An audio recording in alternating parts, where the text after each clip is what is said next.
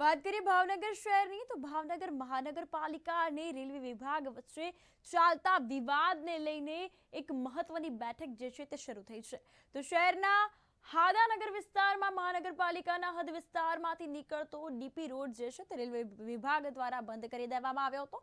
સાથે જ ટેક્સ સહિતના મુદ્દે સમગ્ર વિવાદ જે છે તે ચાલી રહ્યો છે।